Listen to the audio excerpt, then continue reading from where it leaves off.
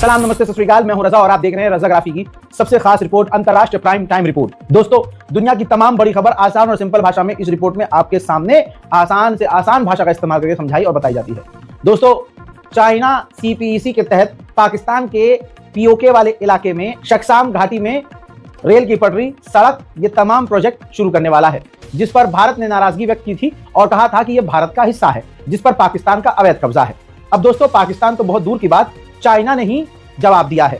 China ने कहा है, आपके सामने जो है पहले मैप लगा रहा हूं, चाइना ने कहा है अपने इलाके में, जो भारत अपना बता रहा है इस इलाके को, वो इलाका शक्साम हमारा है और अपने इलाके में इंफ्रास्ट्रक्चर बनाना चीन का अधिकार है, इस पर कोई सवाल नहीं उठा सकता।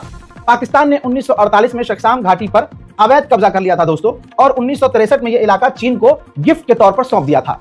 अवैध तो अवैध है भाई, आपने मेरे घर से सोना चुरा लिया और उसमें से थोड़ा सा सोना अपने दोस्त को दे दिया, तो वैध थोड़ी ना हो गया। लेकिन जब आपकी गलती पकड़ी जाएगी, कहा जाएगा कि यह सोना तो रजा भाई का है, आपको लौटाना पड़ेगा, तो जो मेन जिसने चोरी करी होगी, अगर उसने किसी को उसमें से हिस्सा भी दिया है तो वो भी फंसेगा, उसको भी लौटाना पड़ेगा।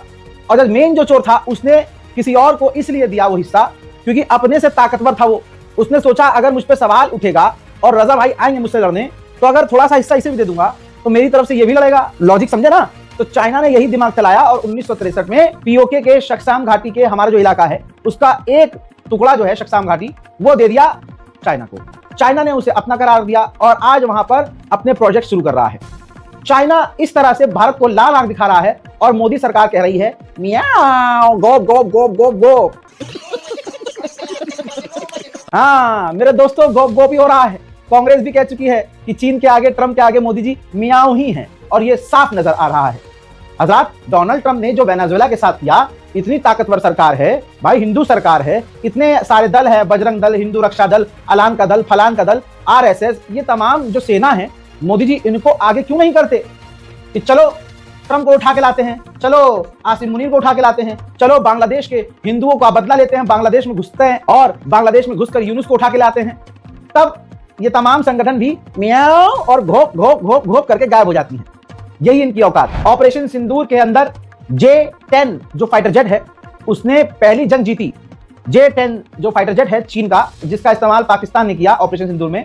तो दोस्तों, पाकिस्तान तो चीन की बुराई करेगा नहीं, वरना हथियार देना बंद कर देगा, और चाइना को अपना J-10 फाइटर जेट आगे बेचना भी है।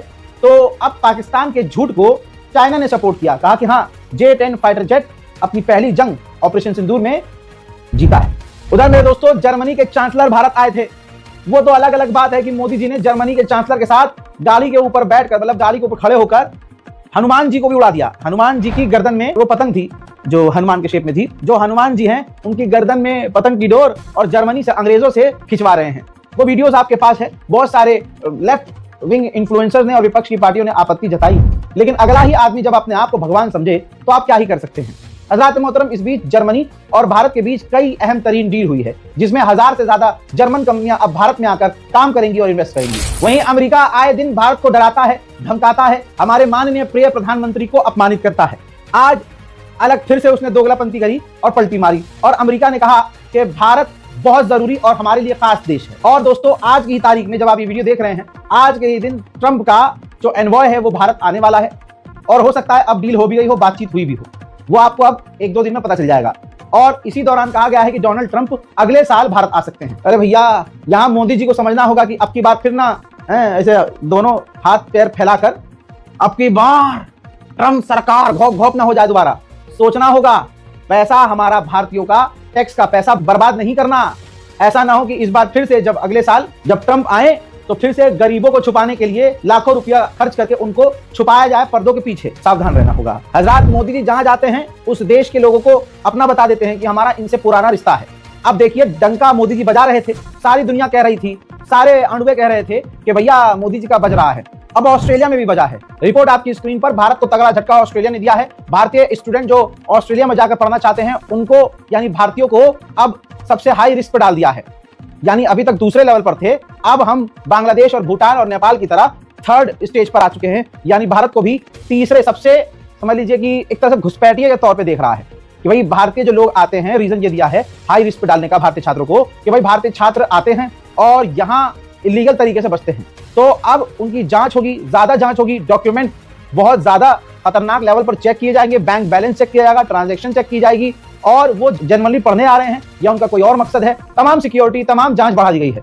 इससे ये होगा कि अब भारतीयों को ऑस्ट्रेलिया वीजा देने में और लंबा समय लगाएगा। तो दोस्तों, मोदी जी का कारनामा देखिए, जलवा है मोदी जी का, पूरी तरह से दुनिया में बज रहा है डंका मोदी जी का। कोई योगी आदित्यनाथ जी के मुंह पर पानी मारो, कोई इन्हें हिलाकर बताओ और उनका मुंह घुमाओ दिल्ली की तरफ और उनको ये तस्वीर दिखाओ। जी हाँ, तालिबान आतंकवादी संगठन, जो दांत चिहार के योगी जी कल तक बोल रहे थे कि आतंकवादी का साथ दे रहे हैं, इनकी तालिबान वाली मानसिकता है, विपक्ष के लोगों को कह रहे थे, तो योगी जी को यह तस्वीर दिखा देना कि भारत के अंदर, वो भी राजधानी दिल्ली में, तालिबान का राजदूत जी हाँ आ चुका है। यानी भारत में तालिबान की मोदी की मदद से एंट्री हो गई है। नूर अहमद नूर, जो भारत के अंदर अफगानिस्तान तालिबान सरकार के तालिबानी जो एम्बेसडर होंगे, वो अब यहाँ मौजूद हैं। तो सोचिए, मोदी के रहते हुए बांग्लादेश की शेख हसीना की एंट्री भारत में हुई, मोदी के रहते हुए तालिबान का आतंकी भारत में आ चुका है और बिल्कुल सरकारी रास्ते से आया है। अब करते रहो गोप गोप गोप गोप गोप, मोदी जी हम तुम्हारे साथ हैं।